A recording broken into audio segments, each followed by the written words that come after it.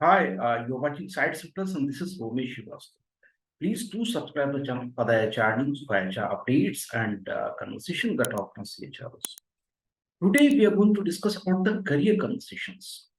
And in this session, we will try to explore what is the career conversation, what is the importance of career conversations, and the most important part at how to do the career conversations. To understand better, to understand in detail, today we have two senior HR leaders. Let me introduce Muhammad Rashid Jaffrey. He's Chief People Officer at Tata Steel Long Products Limited. And Ms. Usha Chirayil. Usha is Senior Director Human Resources at Reflections Infosystem.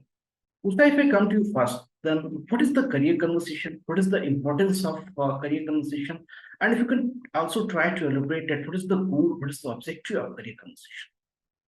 For me, a career conversation is a long-term view of a person's career where an employee, a manager, and hopefully a skip level or an HR facilitator get to know the person's career aspirations and try to match it with the requirements in the organization and try to see what are the strengths the person has, what are the areas of improvement, and try to fill in those gaps while growing the person's career in the organization.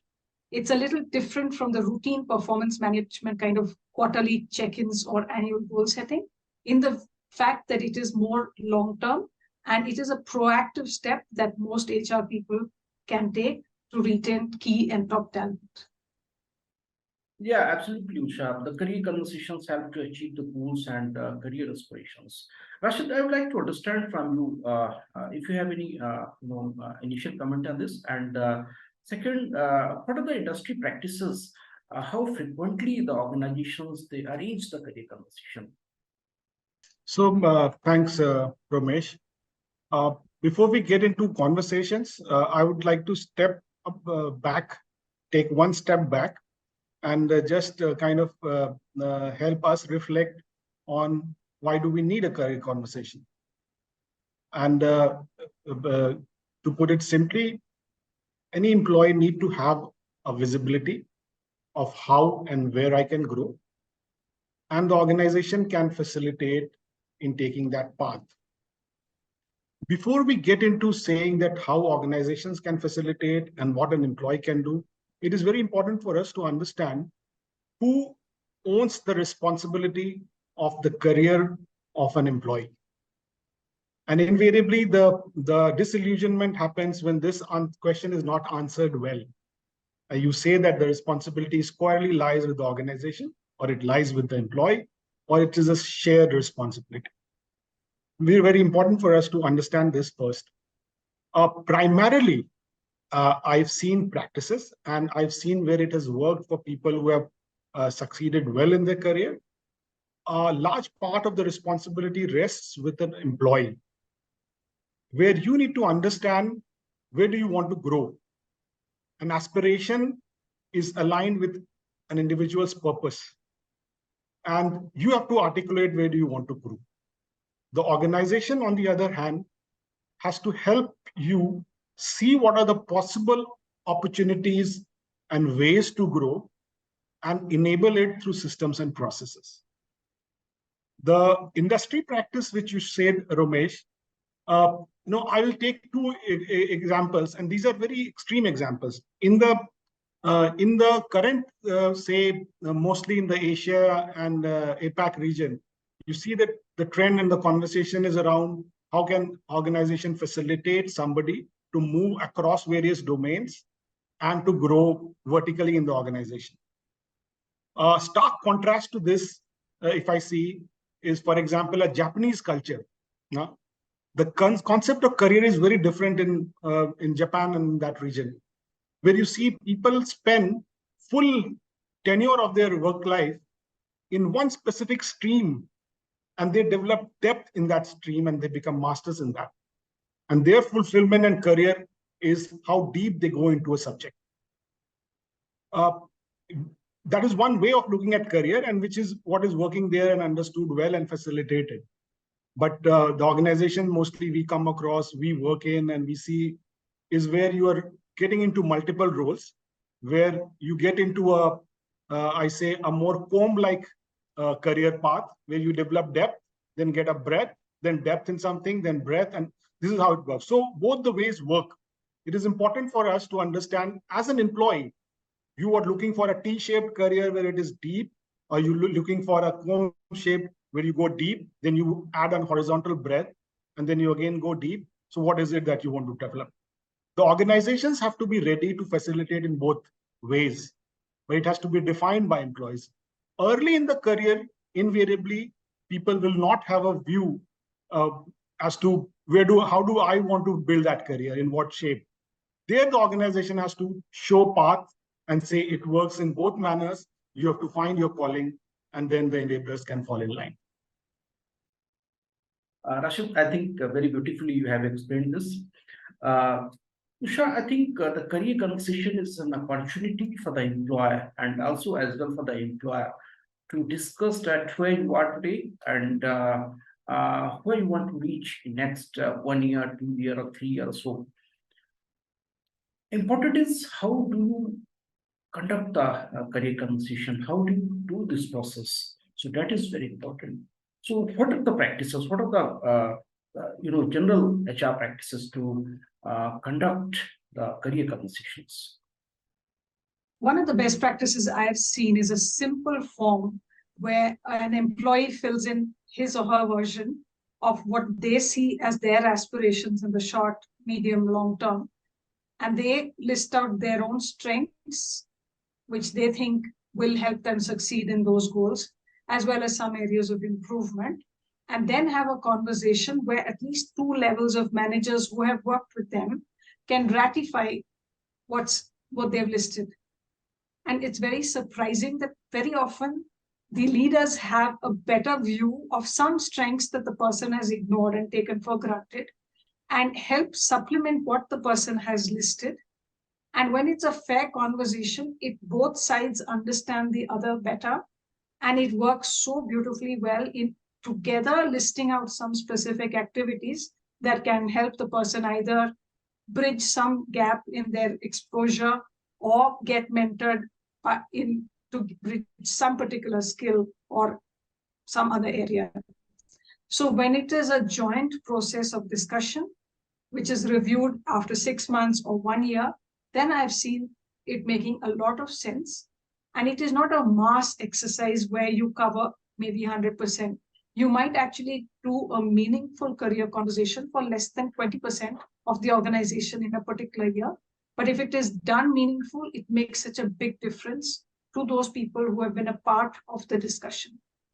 While most organizations have a published path somewhere on their intranet, it is very often true that employees are not very sure about what are the specific skills that they need, or which are the other areas, adjacent areas that are actually available for them to explore.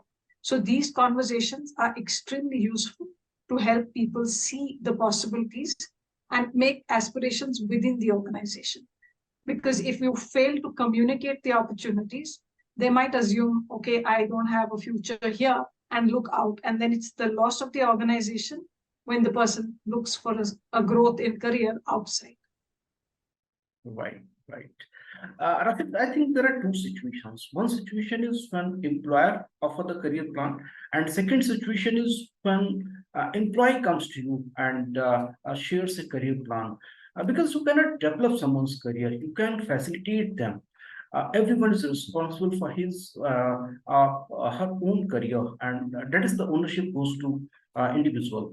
So suppose somebody comes to you and asks you that I have decided to join this particular course and I need 3 month or 6 month leave. Then how do you manage the situation? How do you engage that person? You, Ramesh, well said that you have to take responsibility and organizations have to facilitate. A very theoretical manner in which careers can grow is when you see that the organization's career path and the individual's movement, there is congruence. And therefore, it happens in a very organic way, in a planned manner.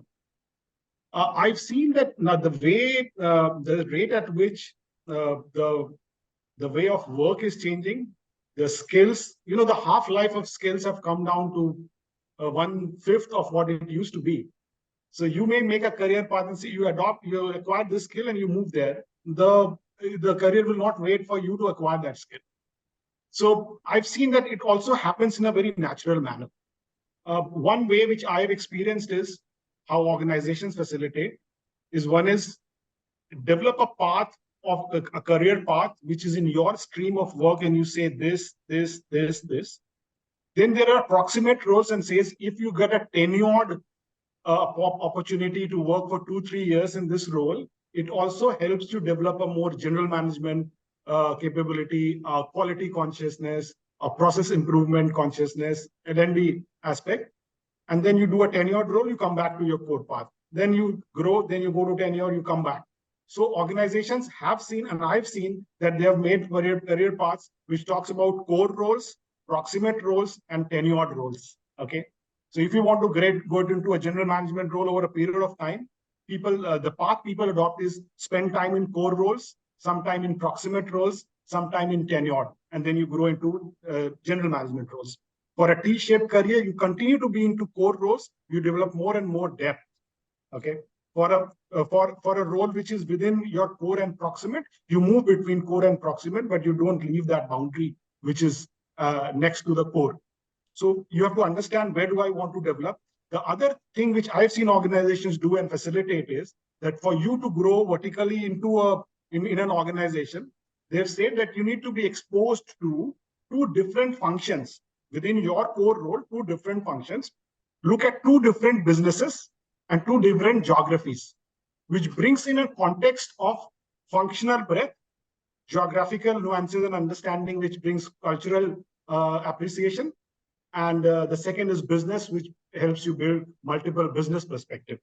And this has worked beautifully, especially for senior management career development path, and worked very, very well. Usha, now I think we can also discuss about some routine conversations and some performance feedback conversations. So I would like to understand from you that what is the best way to have the performance feedback conversation, and especially if the employee is underperformer. I think in mature organizations, there's already a path where they say beginning of the year, you set goals, you have quarterly reviews and feedback.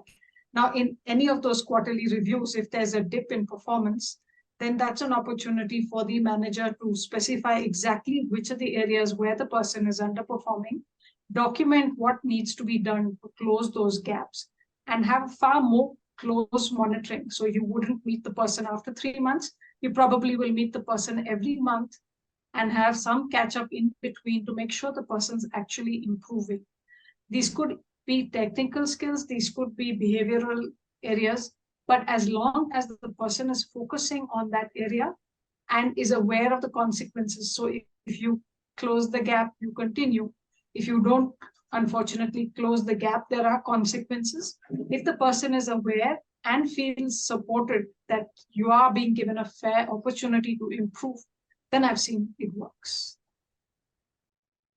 Rashid, I think in most of the organizations at entry level and in mid level, there are Gen Z employees, and you have to have conversation with them regarding the performance sometime, and they're also very concerned about the career plan. What is your career plan? What you offer them as a career plan in next 3 years or so? So how do you engage them in a conversation? How do you do the conversation with them? Especially at the entry level, and I see that trend also changing in terms of the aspiration of entry level workforce. Today's workforce is very impatient and want to experience a lot of things very quickly. But if I just kind of take a generation which is prior to this workforce, which is currently in the system work stream, there 2 things. One is help them understand what are possible careers available, options available in the organization. The second is help them reflect on what is it that they want to experience, learn, and where do they want to grow. As a fresher, invariably, you may be fascinated with a lot of things. But when you enter an organization, you see that it's different. It may not be completely like that, but it is different and may give you more opportunities, or maybe it limits some of these things. It is important to understand how does your skills and your aspirations align with what organizations have to offer? And it is at this stage where conversations become very, very critical from a career perspective. The second thing which you just mentioned, Ramesh, was around feedback. For these set of workforce, what is the kind of feedback and how you should be doing it? Again, this element of being impatient, they want feedback which has to be very quick. And they want feedback which is very, very practical and actionable rather than at 30,000 feet and being more kind of philosophical.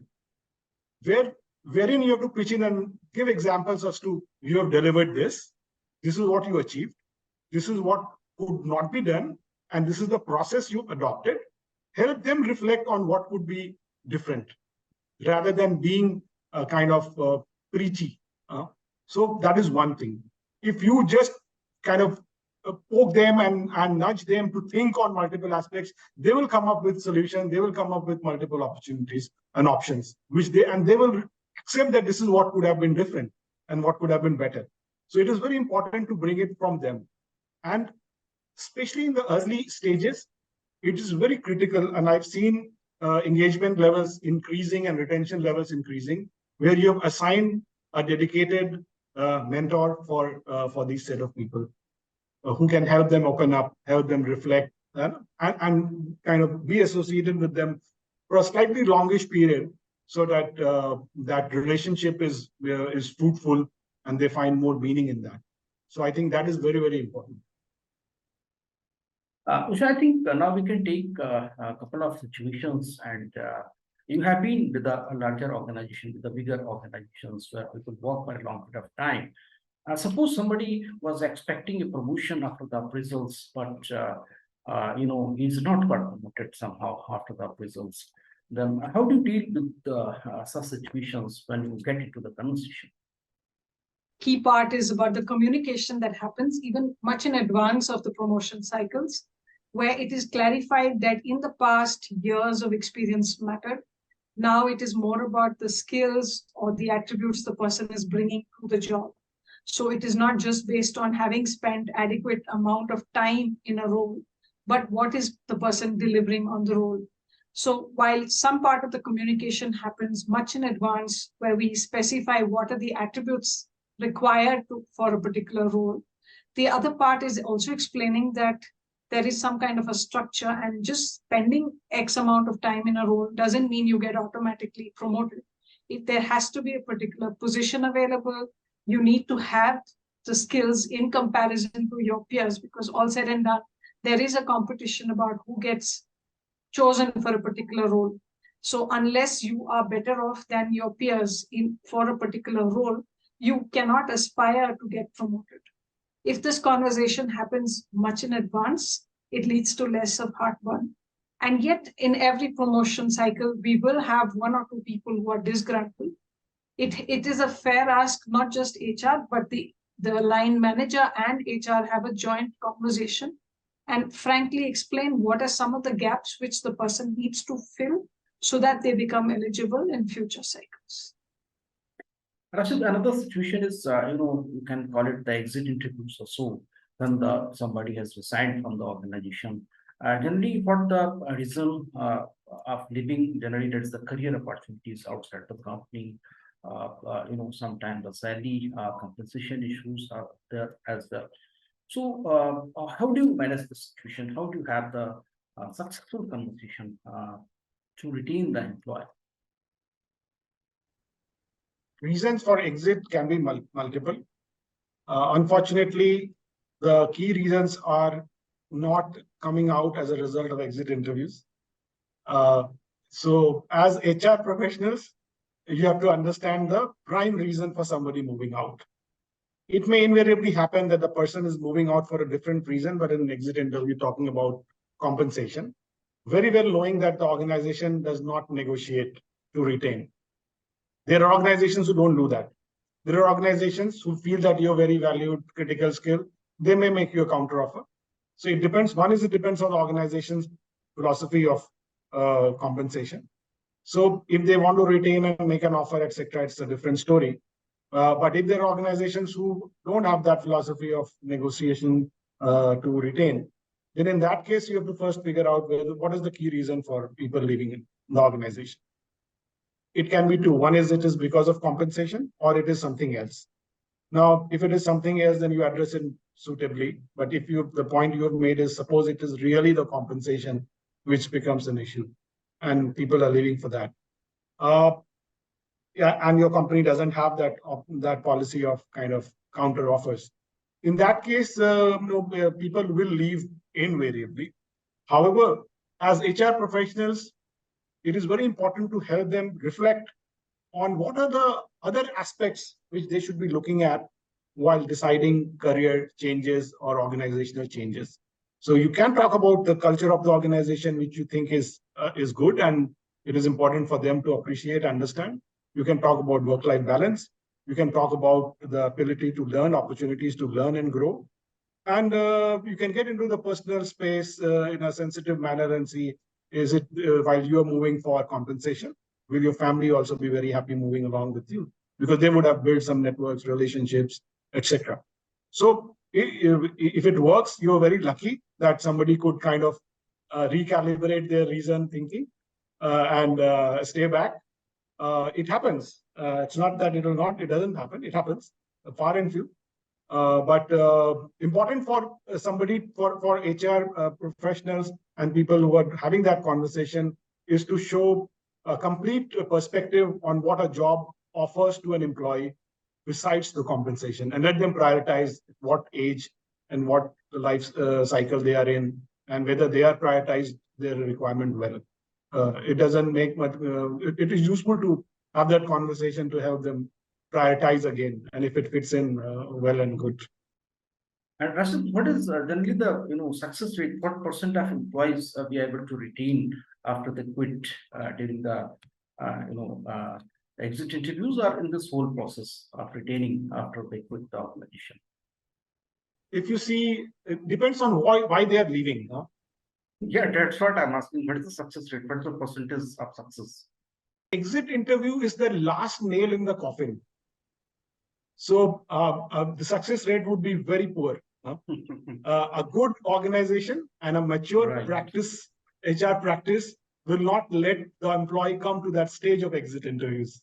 Success rate is not that great. Absolutely.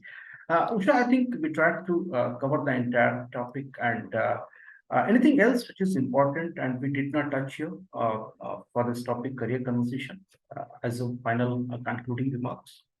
I think just as we were talking about exit interviews, it reminded that in that context, if we were to, take steps proactively and understand the person's career much in advance, then the person would not have a reason to look out for an opportunity in the first place. So if there is a set of people you want to call your key talent, it's all the more important to have proactive career conversations and making sure the actions are also taken, so that you don't come to a situation where you have to meet the same individual in an exit interview. And any of your final comments? No, I think Usha has mentioned it very, very appropriately, that you should not let it kind of come in that way. But Rupesh, what I see is if you're talking about careers as a whole, organizations also have to understand the aspiration of people and in today's context, and offer various opportunity and experience, and the jobs have to be crafted appropriately. I see invariably our policies become so rigid that they come in the way of people's growth, which is something we have to be very mindful of. Yeah, and I'll just give a small example. Organizations have moved from it. If you say that minimum qualification is something which is very important, and if you don't have it, you don't grow to the next level, even if you have the right experience and the skill sets. We still have organizations who have these policies, but a bright talent, a lot of potential will not grow because the circumstances were such that he could not acquire that qualification. While the relevance between that qualification acquired 20 years ago and the job you're wanting to do today may be very, very minimal, and that correlation would hardly exist. But you have a policy which says you don't have this degree, you don't go to the next level. How do we start thinking differently? And we say, we assess you purely on your contributions, on your skills and your capabilities. And there can be multiple such examples where we have to break barriers as leadership in the organization and help people fulfill their their dream and aspirations. Thank you so much, Rashid and Usha, for joining the conversation and sharing the wonderful thoughts. Thank you so much.